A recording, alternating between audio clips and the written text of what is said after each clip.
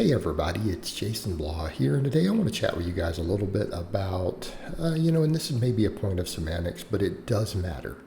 And it matters because it's a case of people attempting to use a word to sound more intelligent, more scientific than they are, but they're actually incorrect.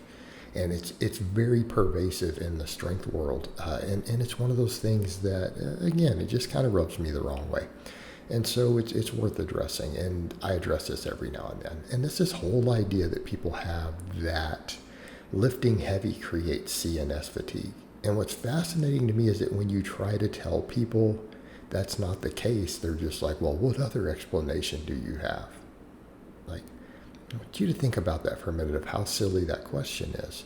I mean, because granted, we know that fatigue through the body is and in muscles is a very, very complex thing. And in fact, I'd go so far as to say that people who do not have at least several semesters of university level biology probably can't even understand it.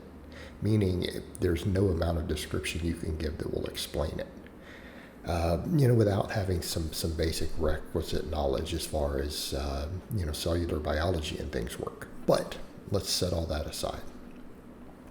The reason with the CNS fatigue problem is that I could tell people, why don't you just call it fatigue? And I think that is probably the better term for what people actually mean when they talk about heavy lifting making them tired or hurting or reducing their strength or whatever later, right, that they have to recover from. Because it actually isn't CNS fatigue, because this has been studied pretty heavily. That's actually not what's going on. And I think that shocks people because they're so used to the term being thrown around. CNS, that means your central nervous system.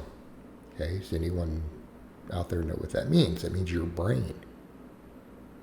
Okay, your brain, and to a large extent, your spinal cord. And I want people to really think that through. Do you think that when you do an all-out heavy deadlift and your whole body hurts and then you're tired the next day, right? You're weaker, you can't lift as much weight, you can't perform as well, sometimes for several days, maybe for a week. Do you think it is fatigue in your brain and spinal cord? Like, do you really think, and this is before we get into the evidence, do you really think that your brain got tired from doing that? I mean, look at what your brain does on a daily basis. Look at all the millions and millions and millions of things your brain controls in your body every second. Do you really think that heavy deadlift taxed your brain to the point to where your body hurts and you're weaker? No. How about the fact that your body's tired? Okay? Maybe your tendons and your bones were fatigued. Okay?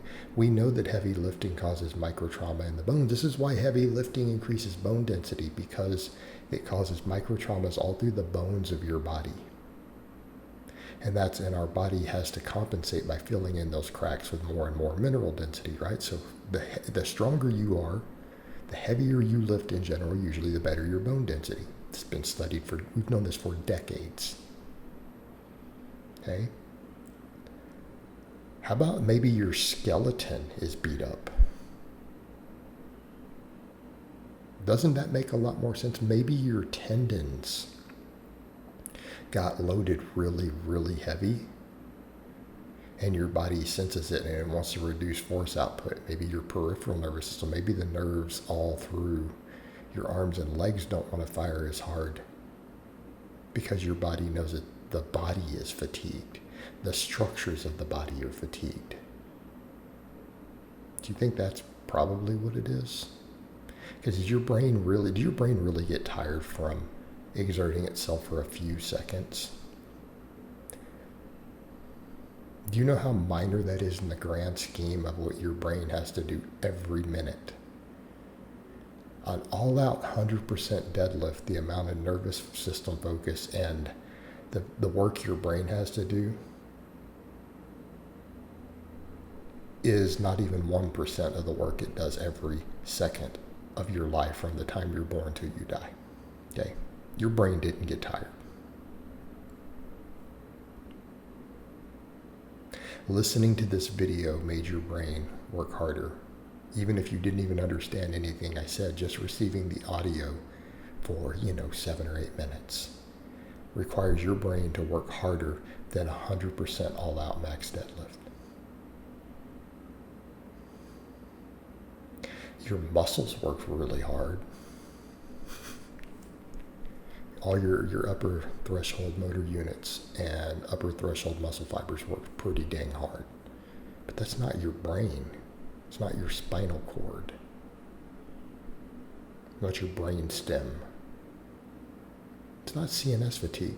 And the thing is, we know that as far as activities, exercise goes, endurance events create the most CNS fatigue. But that makes sense. How many times does your brain have to control muscles and stabilize you and coordinate you to run a marathon? How many thousands and thousands and thousands of steps did it have to take and coordinate? Over the course of hours, potentially. Okay? That creates way more CNS fatigue. We know that a 10 rep set